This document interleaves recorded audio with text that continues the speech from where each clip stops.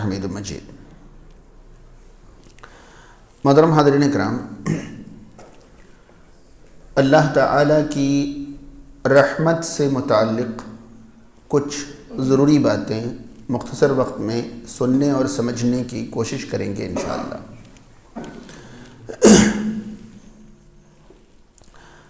سب سے پہلے صحیح بخاری کی ایک حدیث ہمارے سامنے ہو، پھر اسی حدیث کے اعتبار سے عنوان کو سمجھنے کی اور آگے بڑھنے کی کوشش رہے گی انشاءاللہ۔ ابو ہریرہ رضی اللہ تعالیٰ عنہ راوی حدیث ہیں، فرماتے ہیں کہ میں نے نبی کریم صلی اللہ علیہ وسلم کو فرماتے ہوئے سنا، اللہ تعالیٰ نے رحمت کے 100 درجے کیے، 100 حصے کیے، پھر ان 100 حصوں میں سے ایک حصہ رحمت کا اللہ تعالیٰ نے دنیا میں نازل فرما دیا، اور یہ ایک حصہ رحمت کا دنیا میں اللہ تعالیٰ نے جن، انسان، چوپائے، کیڑے مکوڑے، ان سب کے درمیان تقسیم کر دی۔ اسی ایک حصہ رحمت کی وجہ سے انسان یا کوئی بھی جاندار آپس میں ایک دوسرے سے نرمی کرتے ہیں، رحم کرتے ہیں، اور اسی ایک حصہ رحمت کی وجہ سے درندے اور وحشی جانور بھی اپنی اولاد کے ساتھ نرمی برتتے ہیں، یہاں تک کہ کوئی جانور اگر اپنے بچے کے اوپر پیر نہیں رکھتا ہے یا نرمی اختیار کرتا ہے تو یہ بھی اسی ایک رحمت کی وجہ سے ہے، یا رحمت کے اسی ایک حصے کی وجہ سے ہے، جبکہ رحمت کا 99 حصہ اللہ نے اپنے پاس روک رکھا ہے تاکہ قیامت کے دن اللہ تعالیٰ اپنے بندوں پر رحمت کرے۔ یعنی رحمت کے 99 حصے صرف اپنے بندوں کے لیے اللہ تعالیٰ نے قیامت کے لیے روک رکھا ہے، اور ایک حصہ رحمت کا اللہ نے کائنات میں تقسیم فرما دیا ہے۔ اس سے ہم اور آپ یہ محسوس کر سکتے ہیں کہ اللہ تعالیٰ کی رحمت کتنی وسیع ہے، کتنی کشادہ ہے، کتنی عظیم ہے، کتنی بڑی ہے۔ ضروری ہے کہ ہم پہلے یہ سمجھ لیں کہ رحمت کہتے کسے ہیں، یا رحمت کس چیز کا نام ہے۔ رحمت جو لفظ ہے، یہ لفظ 3 حرفوں سے مل کر بنا ہے، را، ہا اور میم۔ اگر آپ قرآن اور حدیث میں یا عربی زبان میں یہ را، ہا، میم والے لفظ کے معانی تلاش کریں تو کہیں آپ کو اس کا معنی رشتے کا ملے گا، کہیں آپ کو اس کا معنی ماں کے پیٹ کا ملے گا، کہیں آپ کو اس کا معنی نرمی کا ملے گا۔ آپ دیکھیں، شریعت میں ایک لفظ ہے صلہ رحمی، جس کو اردو میں ہم ترجمہ کرتے ہیں تو یہ کہتے ہیں رشتے نبھانا۔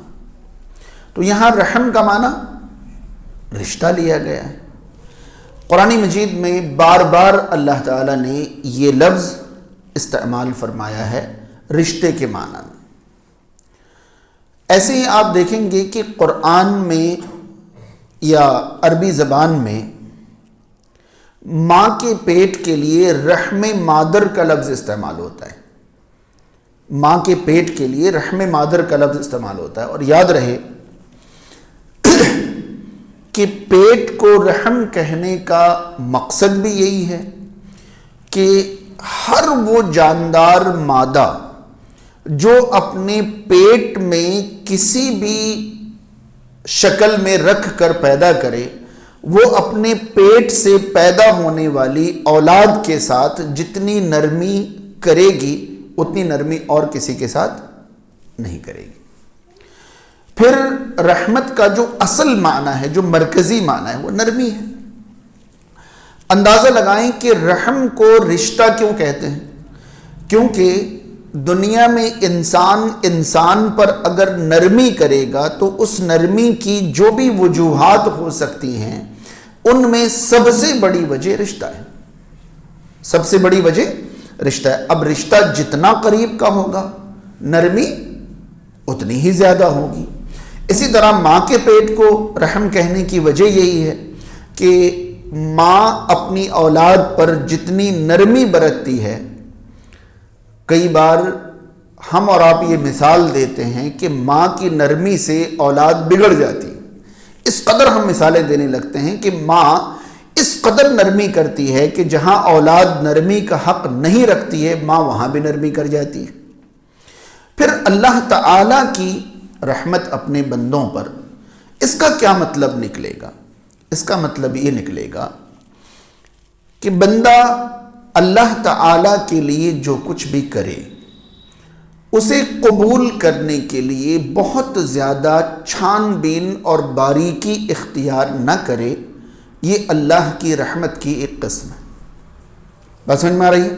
ہم اللہ تعالیٰ کے لیے جو کچھ بھی کریں، کچھ بھی کر لیں، یقین جانیے اللہ کی شان کے مطابق عمل تو اللہ کے لیے ہم کر نہیں سکتے، نہیں کر سکتے اس طرح عمل جس طرح اس کی شان ہے۔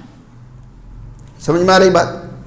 ایک مثال کے ذریعے اگر میں یہ سمجھانا چاہوں تو اس بات کو اس طرح سمجھیں کہ جب بہت معمولی حیثیت کا انسان کسی بڑی حیثیت کے انسان کو کوئی تحفہ پیش کرے تو اس تحفے سے اس بڑی حیثیت والے انسان کا کچھ بھلا ہونے والا نہیں ہوتا ہے، کیونکہ وہ بڑی حیثیت کا مالک ہے، اس کے پاس سب کچھ ہے۔ اس معمولی انسان نے جو تحفہ پیش کیا ہے، اگر یہ تحفہ اس کے پاس نہیں پہنچے تو اس کی زندگی میں کوئی کمی نہیں آنے والی۔ پھر بھی وہ پیش کرنے والے کی محبت دیکھ کر کے، اتنی محبت سے وہ پیش کر رہا ہے، وہ قبول کر لیتا ہے، وہ اپنے لیے نہیں، سامنے والے کو خوش کرنے کے لیے کہ اگر میں اس سے اس کا تحفہ قبول کر لوں گا تو اس کو خوشی مل جائے گی۔ تو اللہ تعالی ہمارے اعمال کو، یا ہم جو کچھ بھی اللہ تعالی کے لیے کرتے ہیں، وہ اللہ کی شان کے مطابق تو ہرگز نہیں ہو سکتا، یا اللہ کے فائدے کے لیے تو ہرگز نہیں ہو سکتا، یا اللہ کو کام آنے والی چیزیں تو ہرگز نہیں ہو سکتی۔ اللہ تعالی ہماری کوششوں کو قبول کر لے، یہ خالص ہمارے اوپر اللہ کی رحمت ہوتی ہے۔ بات سمجھ میں آ رہی؟ یہاں آگے بڑھنے سے پہلے ایک حدیث ذہن میں ڈال دوں، پھر آگے بڑھیں گے۔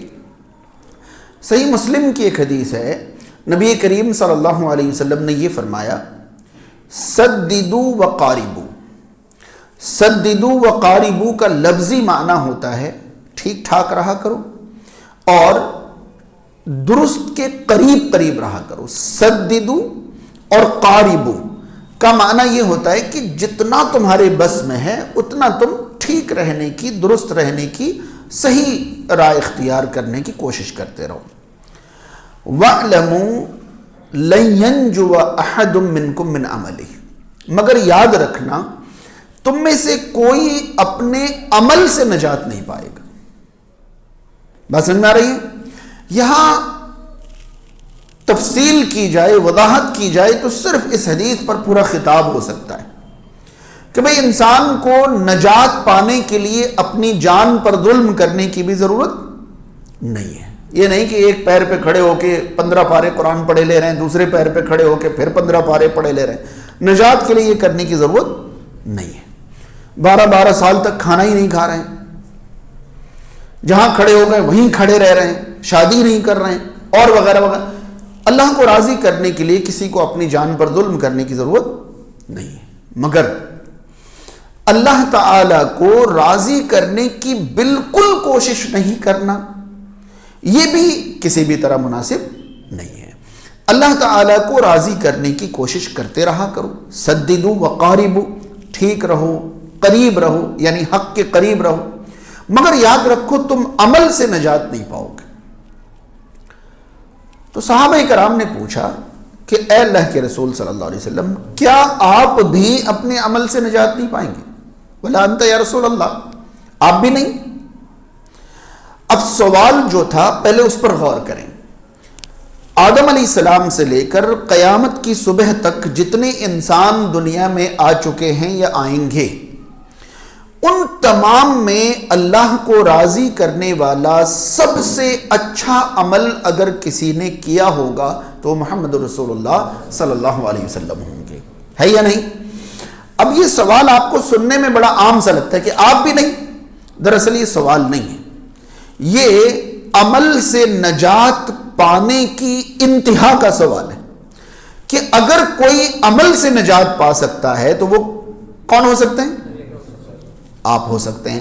تو آپ بھی نہیں، ولا انت یا رسول اللہ، آپ بھی نہیں، کیونکہ آپ سے بہتر عمل تو کائنات میں کوئی کر ہی نہیں سکتا۔ ٹھیک ہے؟ نبی کریم صلی اللہ علیہ وسلم نے بڑا صاف، آسان اور واضح جواب دیا، ولا انا، میں بھی نہیں، ولا انا، میں بھی نہیں۔ یاد رہے اس طرح کی حدیثیں بہت کم ہی ہمارے سامنے آ پاتی ہیں، کیونکہ اس طرح کی حدیثوں کے ذریعے سے اللہ تعالیٰ کی جس رحمت کا تعارف ہوتا ہے، ہم اس رحمت کا تعارف پتہ نہیں لوگوں سے کروانا ہی نہیں چاہتے۔ تو نبی کریم صلی اللہ علیہ وسلم نے آسان جواب دیا، ولا انا، میں بھی نہیں، الا ان یتغمدنی اللہ برحمہ، سوائے اس کے کہ اللہ تعالیٰ مجھے اپنی رحمت کے آغوش میں لے لے، اپنی رحمت کے پناہ میں لے لے، اپنی رحمت میں ڈھانک لے، یعنی مجھ پر اللہ کی رحمت نہ ہو تو میں بھی اپنے عمل سے نجات نہیں پا سکتا۔ بات سمجھ میں آ رہی ہے؟ اب یہاں پر بہت اچھی طرح یہ بات ذہن میں رہے کہ ہم اللہ تعالیٰ کے لیے جو کچھ بھی کر رہے ہیں اللہ تعالیٰ وہ قبول کر لے، یہ خالص اللہ کی ہمارے اوپر رحمت ہے۔ یہ سمجھانا ضروری اس لیے تھا کہ ہم کتنا ہی زیادہ عمل کر لیں، گھمنڈ میں آنے کی ضرورت تو بالکل بھی ہے ہی نہیں، اور ہم بغیر عمل کے یا برائی کے زندگی کا کتنا ہی عرصہ گزار چکے ہوں، نا امید ہونے کی ضرورت تو بالکل بھی نہیں ہے۔ بہت کم دن، آج جمعرات ہے، ممکن ہے کہ اگلے جمعرات کو اس وقت تک ہم ایک روزہ مکمل کر چکے ہوں، ممکن ہے۔ تو یہ گھڑی ہے کہ ہم میں سے کوئی بھی کسی بھی درجے کا ہو، اللہ کی رحمت کی امید دل میں پیدا کرے، توبہ کرے، اپنے آپ کو اللہ کی طرف لانے کا مضبوط ارادہ کرے۔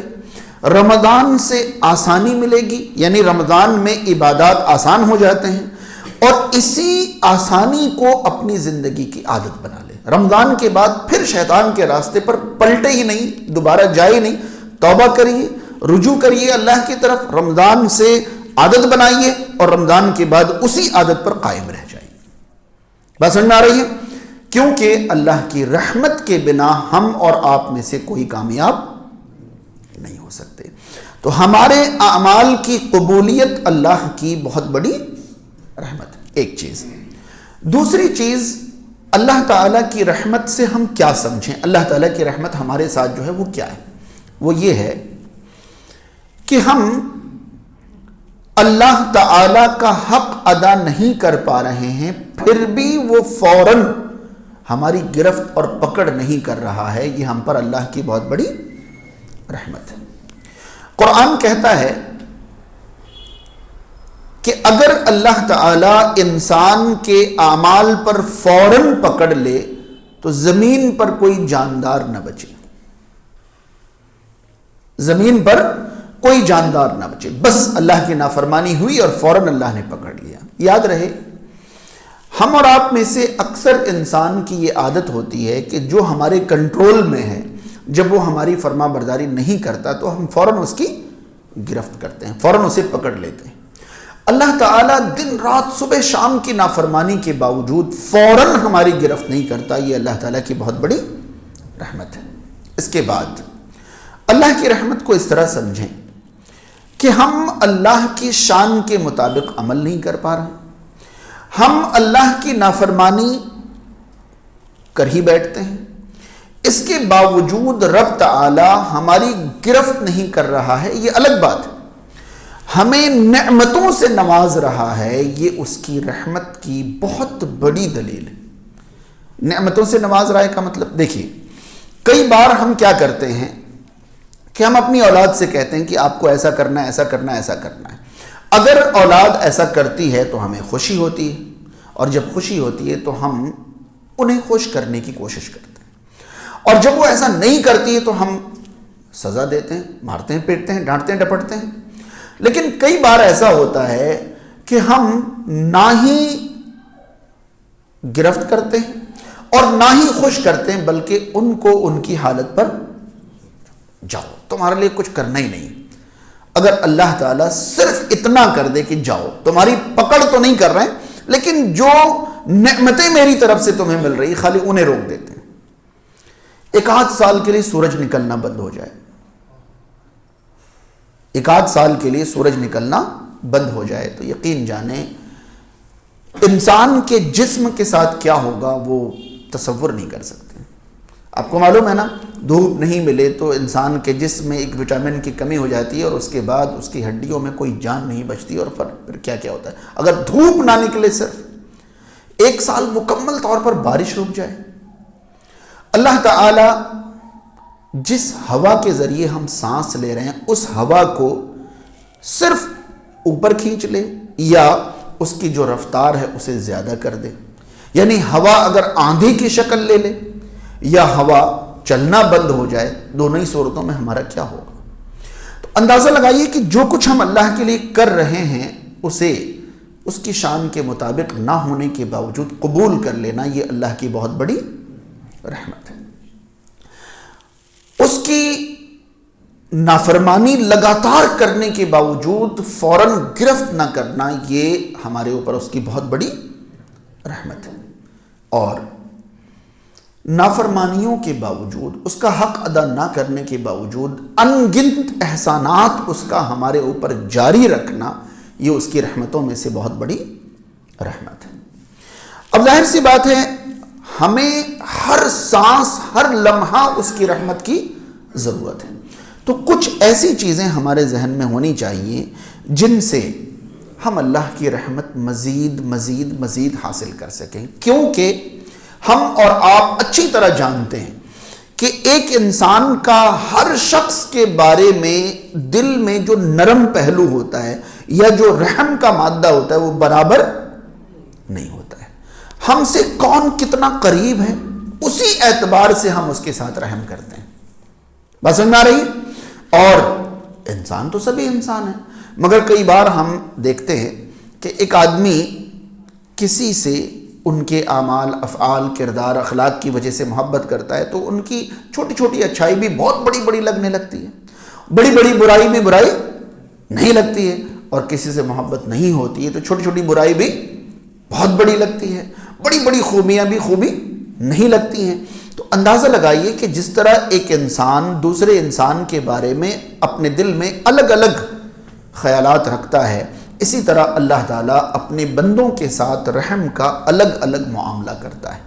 اللہ تعالیٰ کی رحمت ہر بندے کے ساتھ برابر نہیں ہے۔ اللہ تعالیٰ کی رحمت کو واضح کرنے کے لیے اللہ تعالیٰ نے اپنی دو صفت بیان فرمائی۔ اللہ تعالیٰ نے اپنی رحمت واضح کرنے کے لیے قرآن مجید میں اپنی دو صفت، رحمت کی دو صفت بیان فرمائی، ایک رحمان اور ایک رحیم۔ آپ کسی بھی ترجمے میں دیکھیے تو رحمان اور رحیم دونوں کا معنی آپ کو ملے گا نہایت رحم کرنے والا، بے حد مہربان، دونوں کا معنی ایک ہی ہے۔ مگر رحمان اور رحیم سے یہ پتہ چلتا ہے کہ اللہ تعالیٰ کی رحمت ہمیشہ ہر کسی کے لیے برابر نہیں ہے۔ اللہ تعالیٰ کی کچھ رحمتیں خاص ہیں اور کچھ رحمتیں عام ہیں، کچھ رحمتیں عام ہیں۔ میں آپ کو محسوس کراؤں، آپ حیران رہیں گے کہ ایک ہی طرح کے دو لوگ درجے میں ایک جیسے نہیں ہوتے۔ مان لیجئے میرے گھر کوئی مہمان آنے والے ہوں، آنے والے مہمان کے لیے ہم نے قسم قسم کے کھانے تیار کیے، ٹھیک؟ اب یہ بتائیے کہ وہ کھانا صرف آنے والے مہمان کھائیں گے یا گھر کے تمام افراد بھی کھائیں گے؟ گھر کے تمام افراد کھائیں گے۔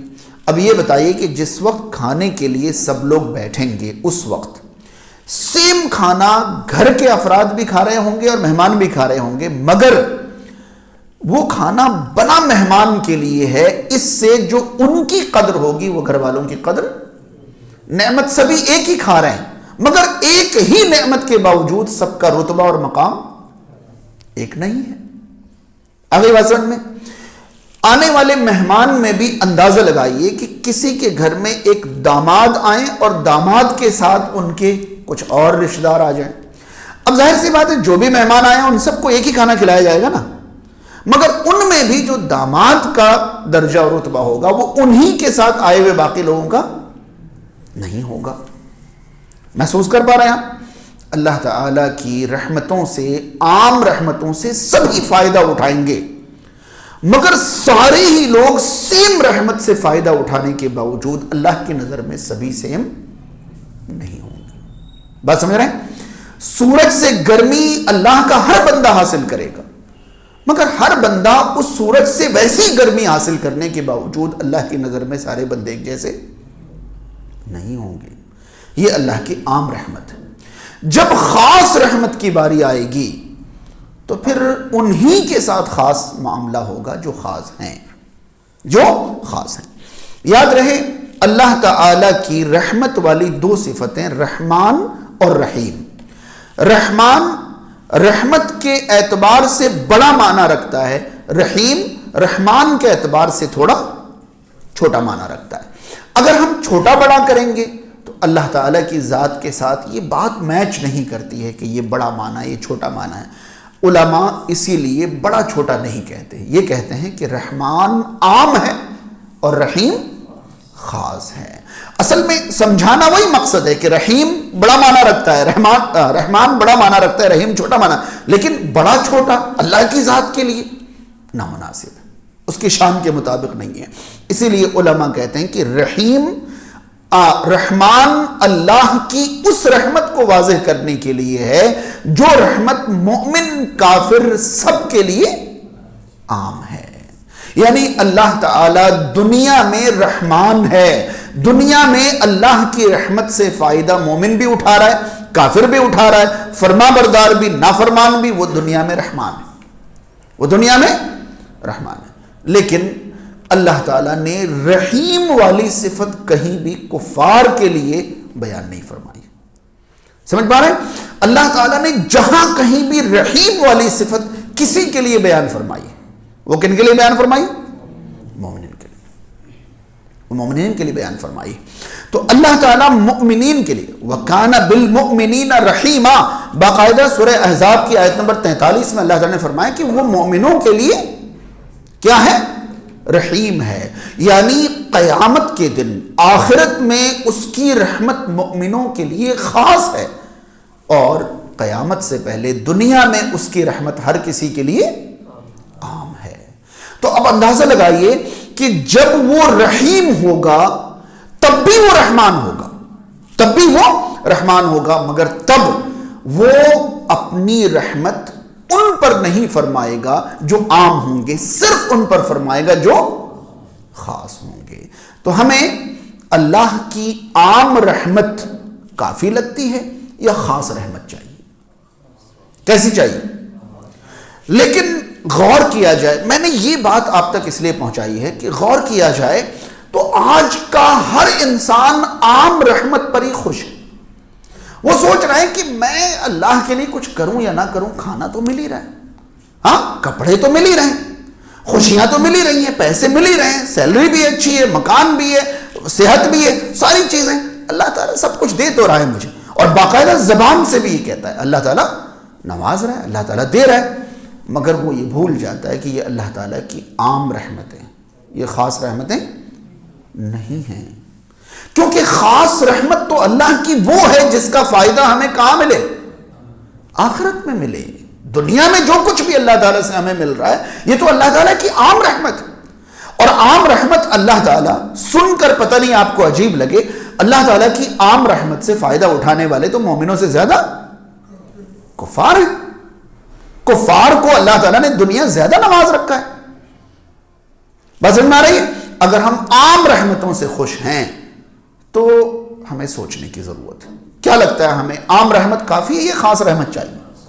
اگر خاص رحمت چاہیے تو کچھ چیزوں کا خیال رکھنا ہوگا، کچھ چیزوں کا خیال رکھنا ہوگا. یاد رہے اللہ رب العالمین نے قرآن مجید کے اندر اپنی رحمت کن لوگوں کو عطا فرمائے گا ان کے بارے میں یہ فرمایا ہے، ان رحمت اللہ قریب من المحسنین.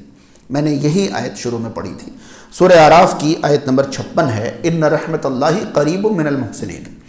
بے شک اللہ کی رحمت محسنین کے قریب ہے، محسنین کے قریب ہے. اب یہ محسنین کون ہے؟ محسن احسان کرنے والے کو کہتے ہیں. محسن احسان کرنے والے کو کہتے ہیں. اور قرآن اور حدیث میں احسان کا لفظ دو معنی کے لیے استعمال ہوا ہے. ایک معنی احسان کا اللہ کی طرف منسوب ہے اور ایک معنی احسان کا اللہ کے بندوں کی طرف منسوب ہے. ٹھیک ہے؟ یاد رہے صحیح مسلم کی پہلی حدیث، مشہور حدیث، بالکل سب کی سنی ہوئی حدیث، جس کو حدیث جبریل کہتے ہیں. حدیث جبریل کہتے ہیں، جس میں جبریل علیہ السلام انسانی شکل میں نبی کریم صلی اللہ علیہ وسلم کے پاس آتے ہیں اور کچھ ضروری سوال پوچھتے ہیں. پہلا سوال ہوتا ہے ایمان کے بارے میں کہ ایمان کیا ہے. نبی کریم صلی اللہ علیہ وسلم کو ایمان کے کتنے ارکان بتاتے ہیں؟ 6. پھر وہ پوچھتے ہیں اسلام کیا ہے، تو آپ صلی اللہ علیہ وسلم انہیں اسلام کے 5 ارکان بتاتے ہیں. تیسرا سوال ان کا ہوتا ہے احسان کیا ہے. سمجھ رہے ہیں؟ ان کا پہلا سوال تھا اخبرنی عن الایمان، اگلا سوال تھا اخبرنی عن الاسلام، اور تیسرا سوال ہوتا ہے اخبرنی عن الاحسان، احسان کے بارے میں بتائیے. تو وہاں نبی کریم صلی اللہ علیہ وسلم نے احسان کی جو تعریف کی ہے وہ ہماری اور آپ کی سمجھ میں جو لفظ احسان ہے اس سے بالکل الگ ہے. وہاں نبی کریم صلی اللہ علیہ وسلم نے فرمایا کہ احسان یہ ہے کہ تم اللہ کی عبادت اس طرح کرو گویا کہ تم اللہ کو دیکھ رہے ہو، اور اگر یہ درجہ نہیں پیدا ہو سکتا ہے تو کم سے کم یہ تو ضرور رہے کہ اللہ تمہیں دیکھ رہا ہے. بات سمجھ رہے ہیں؟ اب اس کو آسان لفظوں میں سمجھائیں تو آپ سے یہ کہنا چاہوں گا کہ اللہ کی عبادت کرنے والے اس وقت 50 لوگ یہاں پر موجود ہیں، سب نے عشاء کی نماز ادا کی ہے. ٹھیک ہے؟ اب اندازہ لگائیے کہ کیا ہر ایک کی عبادت ایک ہی درجے کی تھی یا الگ الگ درجے کی؟ الگ الگ درجے کی. کسی کی عبادت میں خشوع زیادہ تھا، کسی کی عبادت میں لگاؤ زیادہ تھا، لذت زیادہ تھی، کوئی لاؤبالی پن میں کر رہا تھا، کسی کے دل میں خشوع کم تھا، وغیرہ وغیرہ. تو اب اندازہ لگائیے کہ اللہ تعالیٰ کی عبادت بہت سارے لوگ کریں گے مگر ہر ایک کی عبادت کا جذبہ ایک جیسا نہیں ہوگا، ہے یا نہیں؟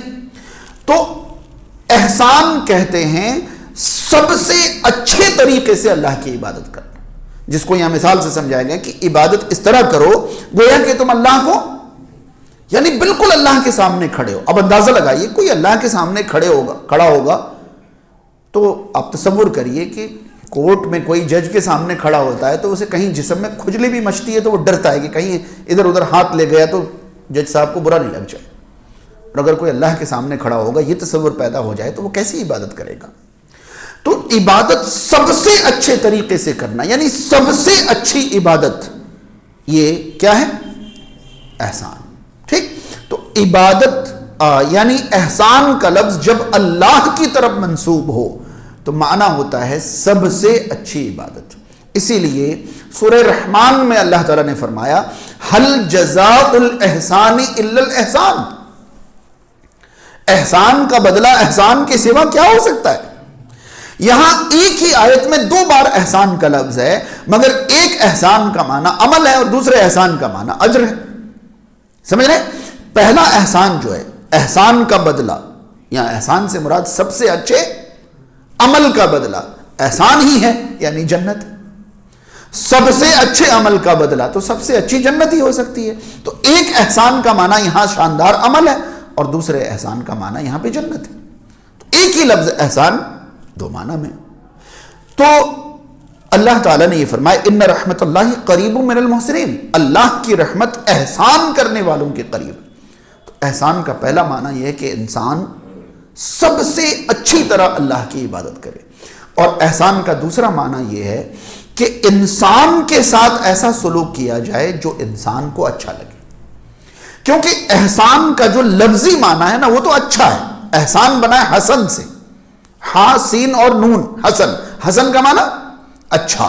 تو ایسی عبادت جو اللہ کو اچھی لگے وہ احسان ہے، اور ایسا اخلاق، ایسی عادت جو انسانوں کو پسند آئے وہ احسان ہے.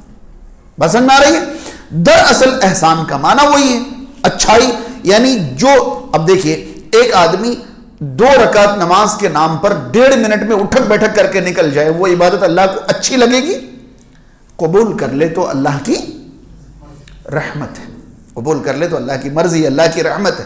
مگر اچھی لگے گی نہیں. جیسے کئی بار ہوتا ہے کہ بھئی ہمیں کھانا کھانا ہے، پیٹ بھرنا ہے، تو بھائی پتے پر ضرورت کا کھانا بھی مل جائے تو کئی بار ہم کھا کے پیٹ تو بھر ہی لیتے ہیں، مگر اچھا لگتا ہے نہیں. اچھا تو تبھی لگتا ہے جب پوری عزت دی جائے، جب شاندار طریقے سے کھانا کھلایا جائے، تبھی اچھا لگتا ہے.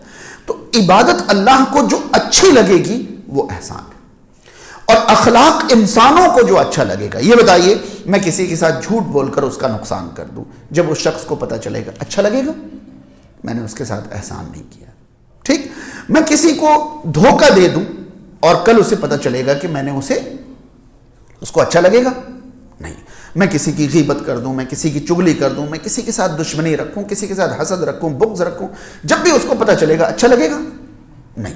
تو احسان انسانوں کے ساتھ وہ سلوک جو اسے اچھا لگے. ایک انسان کو پتہ چلے کہ وہ میرے سامنے نہیں تھا پھر بھی میں اس کے لیے دعا کر رہا تھا، جب وہ سنے گا تو کیسا لگے گا؟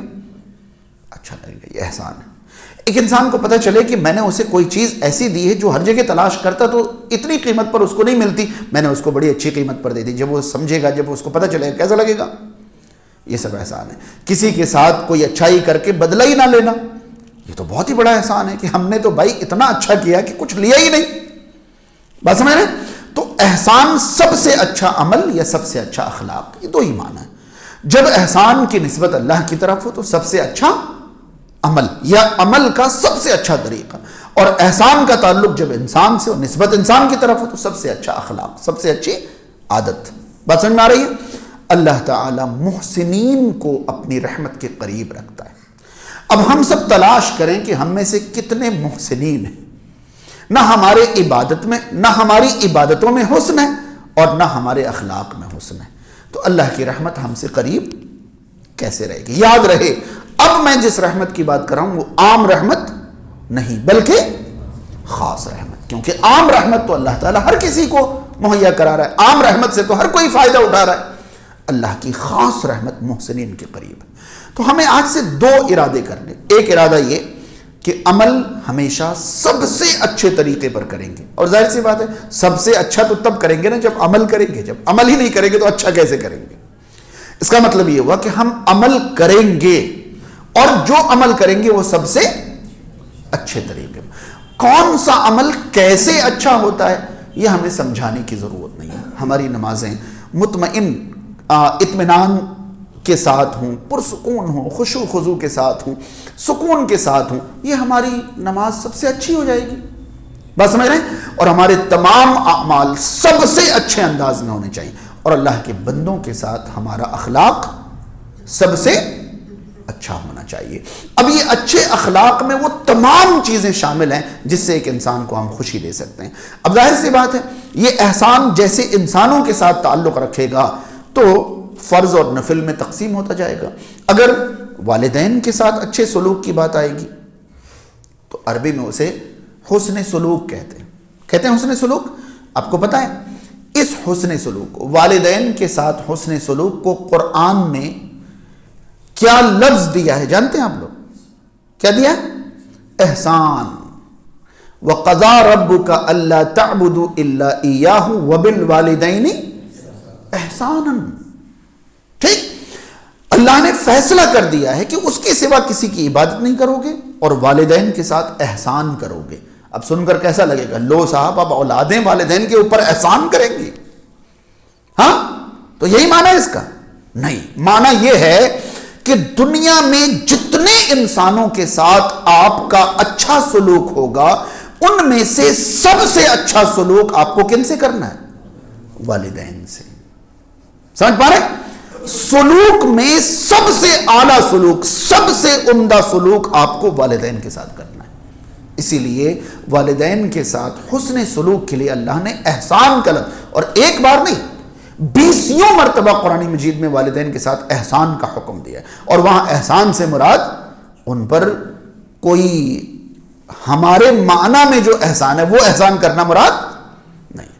اگر کسی کا سلوک اور کسی سے والدین سے اچھا ہے تو اس نے والدین کا حق مارا ہے، اس نے والدین کا حق مارا ہے، کیونکہ قرآن اور حدیث میں والدین سے زیادہ احسان کرنے کا حکم کسی کے ساتھ ہے ہی نہیں. اللہ تعالیٰ کے بعد یعنی اللہ کے لیے جو کام کریں گے وہ سب سے عمدہ طریقے سے کریں گے، مگر انسانوں کے ساتھ جو سلوک کریں گے ان میں سب سے اچھا سلوک والدین کے ساتھ کریں گے. ٹھیک، کیوں؟ قرآن و سنت میں اللہ تعالیٰ نے بیوی کے ساتھ احسان کا حکم دیا ہے، اولاد کے ساتھ احسان کا حکم دیا ہے. اس کے بعد قریب رشتہ داروں کے ساتھ، ظاہر سی بات ہے احسان اسی طرح بٹے گا نا کہ والدین پر احسان کرنا مرضی کا نہیں ہوگا، فرض ہوگا. بیوی بچوں پر احسان مرضی کا نہیں ہوگا بلکہ فرض ہوگا، مگر جو فرض نہیں ہوگا وہاں فضیلت کا سبب ہوگا. بس سمجھ میں آ رہی ہے؟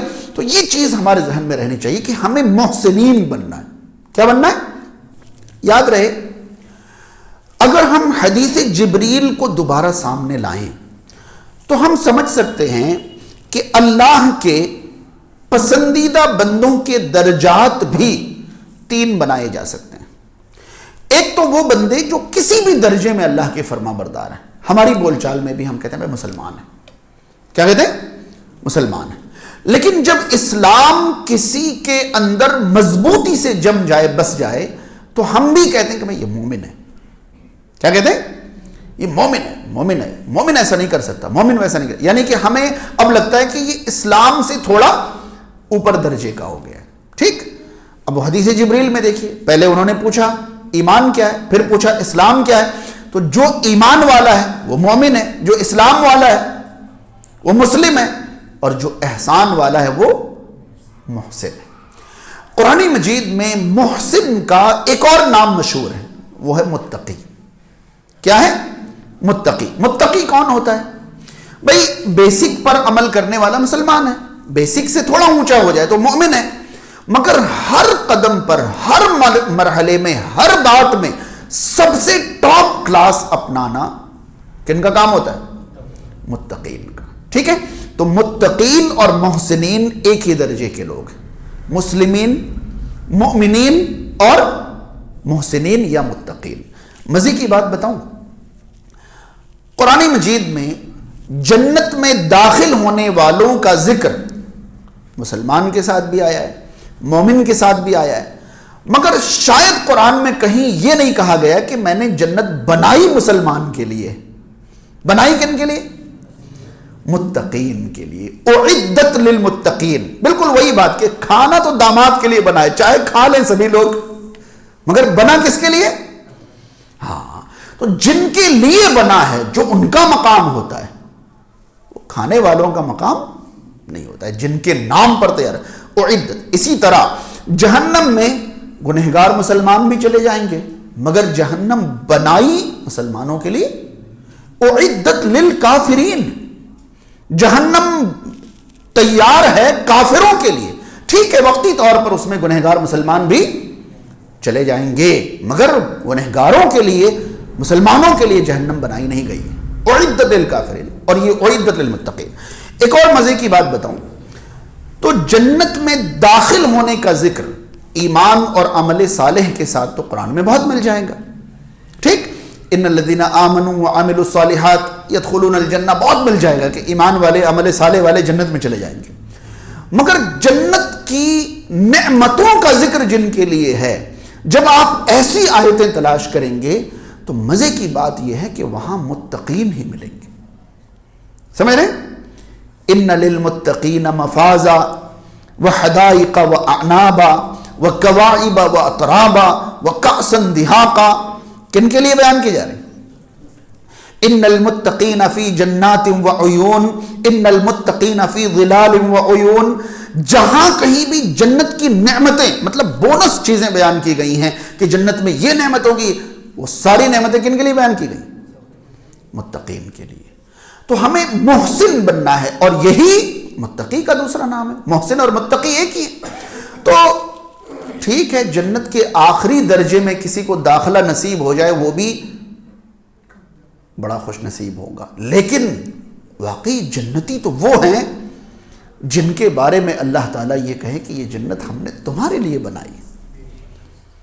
ہاں، یہ تو تمہارے لیے بنائی ہے میں نے، تم ہی تو ہو الذین یرثون الفردوس. متقین کے بارے میں، اور کسی کے لیے نہیں ہے. جہاں کہیں آپ کہیں گے جنت کے وارث ہیں یہ لوگ، جنت کے مالک ہیں یہ لوگ، جنت کے حقدار ہیں، جنت میں ان کو یہ ملے گا وہ ملے گا، وہاں سب جگہ آپ دیکھیں گے ذکر کن کا ہے؟ متقین اور محسنین کا. یہ وہ لوگ ہیں جو اللہ کی خاص رحمت کے سب سے بڑے حقدار. اللہ کی عام رحمت اللہ تعالیٰ جس پر چاہے کر دے، خاص رحمت کے لیے ہمیں کرنا پڑتا ہے. اب یہ بات سمجھ میں؟ اب ہم سب لوگ بڑے اس میں رہتے ہیں کہ بھئی اللہ تعالیٰ اتنی رحمت والا ہے، کہیں نہ کہیں تو رحمت کر ہی دے گا. اللہ تعالیٰ رحمت کر دے گا، یہ اس کی عام رحمت ہے. مگر ہم خود کو اس کی رحمت کے قابل بنائیں تب ہمیں خاص رحمت حاصل ہوگی. بات سمجھ رہے ہیں؟ میں ایک مثال دے کر اپنی بات ختم کر دوں. میرا مقصد آج صرف یہ تھا کہ میں آپ کو یہ بتاؤں کہ ہمیں محسنین کا درجہ حاصل کرنے کی کوشش کرنی ہے، کیونکہ اللہ کی رحمت کن کے قریب ہے. ویسے یہ الگ بات ہے کہ قرآن مجید میں احادیث میں اللہ تعالیٰ نے ایمان والوں کے ساتھ رحمت کی بات کری ہے، عمل والوں کے ساتھ کری ہے، اخلاق والوں کے ساتھ، بے شمار چیزوں، جو اللہ کے بندوں پر رحم کرے، جو جانوروں پر رحم کرے، ان سب پر اللہ کی رحمت ہوتی ہے. مگر میں نے ان سب کا خلاصہ آپ تک پہنچا دیا. محسنین بنیے، اللہ کی خاص رحمت کے قریب ہو جائیں گے. ایک آخری بات بتا کر میں اپنی بات ختم کروں. ایک بچے کو پڑھائی کے دوران یہ پتہ چل جائے کہ ہمارے ایک استاذ ہیں، وہ بھر بھر کے نمبر دے دیتے ہیں، وہ بھر بھر کے مارکس کیا کرتے ہیں؟ دے دیتے ہیں. مطلب آس پاس بھی ہوتا ہے نا صحیح کے، تب بھی وہ ان کو پورا صحیح مان لیتے ہیں. بڑی مشکل سے نمبر کاٹتے ہیں، ان کو نمبر کاٹنے نہیں آتا، وہ تو بھر بھر کے نمبر دے دیتے ہیں. اب یہ سوچ کر کہ بھئی استاد بھر بھر کے نمبر دے ہی دیتا ہے، اگر کوئی بچہ کچھ بھی نہ لکھ کر آئے تو کیا وہ نمبر دے پائیں گے؟ ہاں، نہیں دے پائیں گے. اب یہ بچہ اس استاد سے کہے کہ محترم ہم نے تو آپ کے بارے میں سنا تھا کہ آپ بھر بھر کے نمبر دیتے ہیں، ہاں آپ کسی کے نمبر کاٹتے ہی نہیں ہیں، ہاں مجھے آپ نے کچھ بھی نہیں دیا، میں تو اسی امید پر تھا کہ آپ نمبر دے دیتے ہیں، دے ہی دیں گے. کیا کہیں گے استاذ یہ کہیں گے بیٹا میں بھر بھر کے نمبر دیتا ہوں، صحیح بات ہے، میں نمبر نہیں کاٹتا ہوں، یہ بھی صحیح بات ہے، میں کم صحیح کو زیادہ صحیح مان لیتا ہوں، یہ بھی صحیح ہے، بہت غلط کو بھی زیادہ غلط نہیں مانتا ہوں، یہ بھی صحیح ہے. مگر تم نے میری رحمت کے قابل خود کو بنایا ہی نہیں تو میں کیا کرتا؟ میں مجبور ہو گیا کہ میں چاہ کر بھی تمہیں نمبر دے نہیں پایا. تو اللہ تعالیٰ 99 حصہ رحمت اپنے پاس رکھا ہوا ہے. ہمیں لگتا ہے عمل کرنے کی کیا ضرورت ہے، مگر یہ 99 حصہ رحمت جو اللہ نے اپنے پاس رکھی ہے، اسے حاصل کرنے کا کوئی تو سبب ہمارے پاس ہونا چاہیے نا. ہاں، اب اندازہ لگائیے کہ جو بندے یہ سوچ رہے ہیں کہ اللہ کی رحمت اتنی وسیع ہے کہیں نہ کہیں تو حاصل ہو ہی جائے گی، میں یہ کہنا چاہوں گا کہ اتنی وسیع رحمت جس کی ہے، اس کی رحمت سے بھی جو محروم رہ جائے وہ کتنا بڑا بد نصیب. اس طرح کیوں نہیں سوچتے؟ ہاں، اتنی وسیع رحمت والی ذات کی رحمت سے بھی اگر کوئی محروم رہ جائے تو اس کی بدقسمتی کا تو کوئی اندازہ ہی نہیں لگا سکتا. تو کوشش یہ نہیں کریں کہ اس کی رحمت ہمیں مل جائے، وہ تو اس کی رحمت ہے نا، وہ تو اس کی طرف سے. کوشش یہ کریں کہ ہم خود کو اس کی رحمت کے قابل بنا لیں.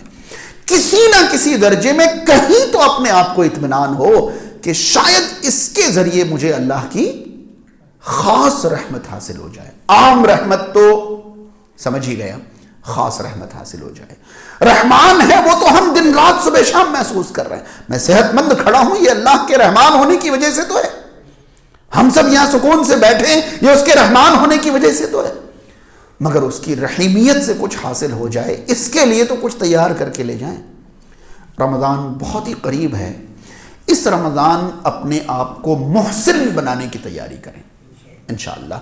اور رمضان سے بہتر کوئی موقع آتا ہی نہیں ہے اپنے آپ کو محسن بنانے کا, کیونکہ رمضان میں انسان کو دو بڑے فائدے حاصل ہو جاتے ہیں. ایک تو نیکیوں کا گراف بہت بڑھ جاتا ہے, اور گناہوں سے خود بخود انسان دور ہو جاتا ہے.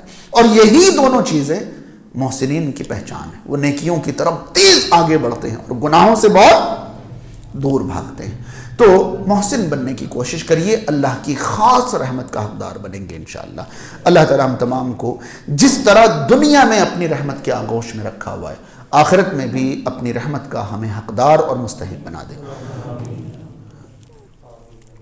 سبحانک اللہم و بحمدک اشہد ان لا الہ الا انت استغفرک و اتوب الیک.